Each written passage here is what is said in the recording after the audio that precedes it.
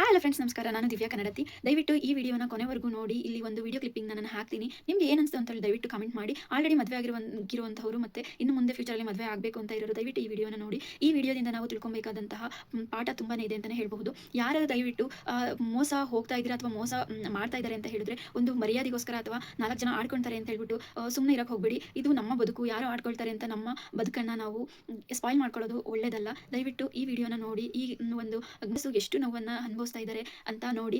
ಅವರು ಮಾಡಿದಂತಹ ತ್ಯಾಗಕ್ಕೆ ಕೊನೆನೇ ಇಲ್ಲ ಅಂತ ಹೇಳ್ಬೋದು. ಆದರೆ ಹುಡುಗಿ ಮಾಡಿರುವಂತಹ ಮೋಸವನ್ನು ದಯವಿಟ್ಟು ನೀವು ಕೊನೆವರೆಗೂ ನೋಡಲೇಬೇಕು. ನೋಡಿ. ನಮಸ್ತೆ ಅಣ್ಣ. ನಮಸ್ತೆ. ನಿಮ್ಮ ಹೆಸರು? ರಮೇಶ್. ಇವ್ರ ಹೆಸರು? ಐಶ್ವರ್ಯ. ಏನಾಗ್ಬೇಕು ನಿಮಗೆ? ಯಾವ ಊರಣ್ಣ? ನಮ್ಮದು ಕುಂದಾಪುರ. ಇರೋ ಕುಂದಾಪುರ ವರ್ಕ್ ಮಾಡ್ತಿರೋದು. ನನ್ನ ಮೂಲತಃ ದಾವಣಗೆರೆ. ಇವ್ರದ್ದು ಅಲ್ಲಿ ಲೋಕಲ್, ಕುಂದಾಪುರ ಲೋಕಲ್. ಬೆಂಗಳೂರಿಗೆ ಬಂದಿದ್ದು ವಿಶೇಷ ಬೆಂಗಳೂರು ಉದ್ದೇಶ ಅಂದರೆ ಇವ್ರು ಯಾರೋ ಲವ್ ಮಾಡ್ತಿದ್ರೆ ಅಂತ ಅವರು ನಂಬಿಕೆ ಬಂದಿದ್ದಾರೆ. ಅವರು ಕೈ ಕೊಟ್ಟಿದ್ದಾರೆ. ಕಡೆ ನಾವು ಏನಾಗಲಿ ಒಂಚೂರು ಒಬ್ಬ ಅಂತೇಳಿ ಸಮಾಧಾನ ಮಾಡಿ ಕ್ಷಮಿಸಿ ಕರ್ಕೊಂಡು ಹೋಗಿ ಸಂಸಾರ ಮಾಡೋದಕ್ಕೆ ಹೋಗುವ ಅಂತೇಳಿ ಬಂದದ್ದು. ಇಲ್ಲಿ ಬಂದ್ರ ಮೇಲೆ ಗೊತ್ತಾಯಿತು ಇವರಿಗೆ ಒಬ್ಬ ಅಲ್ಲ ತುಂಬ ಜನ ಇದ್ದಾರೆ ಅಂತೇಳಿ. ಮಗು ಸಹ ಅಷ್ಟೇ, ಮಗು ನಂಗೆ ಹುಟ್ಟಿದ್ದಲ್ಲ ಅಂತ ಅವಳೇ ಹೇಳ್ತಾಳೆ. ಆದರೆ ನಾನು ನಂದೇ ಮಗು ಅಂತೇಳಿ ಸಾಕ್ತಾ ಇದ್ದೀನಿ 2 ವರ್ಷದಿಂದ. ನಾ ಮದುವೆ ಆಗೋ ಟೈಮಿಗೆ 4 ತಿಂಗಳು ಗರ್ಭಿಣಿ. ಆದರೆ ಒಂದು ಎಣ್ಣೆ ಭಾಳ ಕೊಡೋದ್ರಿಂದ ಒಂದು ಹೆಣ್ಣಿನ ಜೀವನ ಉಳಿತಲ್ಲ ಅಂತೇಳಿ ಭಾಳ ಕೊಡ್ತಾರೆ.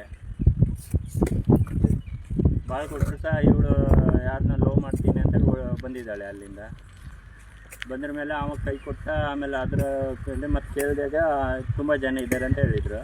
ಅಣ್ಣ, ಹುಡುಗನ ಹೆಸರು? ಎಲ್ಲಿರೋದು ಹುಡುಗ? ಪ್ರವೀಣ ಅಂತೇಳಿ, ಬೆಂಗಳೂರಂತೆ, ಆಟೋ ಓಡಿಸ್ತಾನಂತೆ.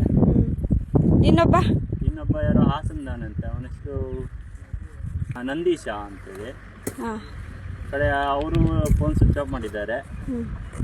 ಮತ್ತೊಂದು ಯಾರೋ ಹೇಳಿದ್ರು, ಅವ್ರದ್ದು ಹೆಸರು ನೆನಪಿಲ್ಲ ನನಗೆ. ಅವರೆಲ್ಲ ಇದು ಮಾಡ್ಕೊಂಡು ಈ ರೀತಿ ಗೊತ್ತಿಲ್ಲ. ಈಗ ಮನೆ ಕರೆದ್ರೂ ಬರ್ತಾ ಇಲ್ಲ, ಎಲ್ಲಿ ಹೋಗ್ತಾಳೆ ಅಂತ ಹೇಳಿ ಗೊತ್ತಿಲ್ಲ. ಆಶ್ರಮದಲ್ಲಿ ಇರೋಕ್ಕಾಗೋದಿಲ್ಲಂತೆ, ಮಗುನೂ ಕೊಡೋದಿಲ್ಲಂತೆ, ಅವ್ರ ಅಮ್ಮನಿಗೂ ಕೊಡೋದಿಲ್ಲಂತೆ, ನನಗೂ ಕೊಡೋದಿಲ್ಲಂತೆ.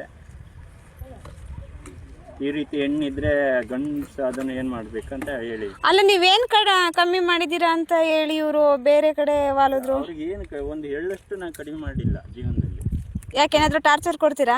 ಟಾರ್ಚರ್ ಕೊಡೋಕ್ಕೆ ನಾವು ಟಾರ್ಚರ್ ಕೊಡೋದಾದ್ರೆ ಹ್ಯಾಂಗಿನ ಟಾರ್ಚರ್ ಅಂತೇಳಿ ನನಗೆ ಗೊತ್ತಿಲ್ಲ. ನಿಮ್ಮ ಮನೆಯವ್ರು ಹೊಡಿತಾರಾ? ಹೇಳಿ, ಮಾತಾಡಿ. ಹೊಡಿತಾರಾ? ಅಮ್ಮ ನಮಸ್ತೆ. ನಮಸ್ತೆ. ನಿಮ್ಮ ಹೆಸರು? ನಾಗಮಣಿ. ಇವ್ರಿಗೆ ಏನಾಗ್ಬೇಕು ನೀವು? ನಮ್ಮ ಮಗಳು. ಇವರು ಅಳಿಯ. ಅಳಿಯನ. ಇವಾಗ ನಿಮ್ಮ ಮಗಳು ಬೇರೆ ಹುಡುಗನ ಸಂಘ ಮಾಡಿದಾರಲ್ವಾ, ನಿಮ್ಮ ಅಳಿಯ ಏನಾದರೂ ಟಾರ್ಚರ್ ಕೊಡ್ತಾರಾ? ಟಾರ್ಚರ್ ಅಂತ ಇಲ್ಲ, ಅದಕ್ಕೆ ಹೇಳೋದೆಲ್ಲ ಮಾಡಿ ಕೊಟ್ಟಿರು. ಹೇಳೋದೆಲ್ಲ ಮಾಡಿ ಕೊಟ್ಟಿರು. ಏನು ಬೇರೆ ಹೆಂಗಸ್ರ ಸಂಘ ಆಯ್ತಾ? ಅದೆಲ್ಲ ಇಲ್ಲ.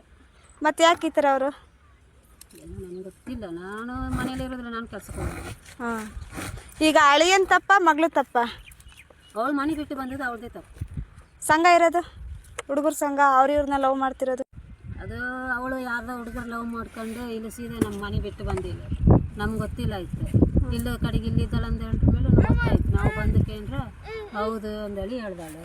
ಒಬ್ಬನ ಬಿಟ್ಟರೆ ಮತ್ತೊಬ್ಬ ಇತ್ತ ಅಂತ ಹೇಳ್ದಾಳೆ. ಹಿಂಗೆ ಇದು ಕೈಗೆ ದುಡ್ಡು ಇಲ್ಲ, 1 ರೂಪಾಯಿ ಇಲ್ಲ ಅಂತ ಹೇಳ್ತಿದ್ಲು.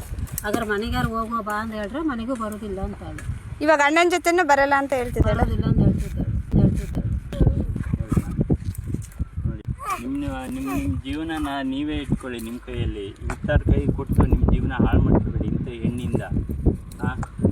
ಅಲ್ಲಿ ನೋಡಿ, ಆ ಮಗು ನೋಡಿ, ಆ ಮಗು ಏನು ತಪ್ಪು ಮಾಡಿದೆ.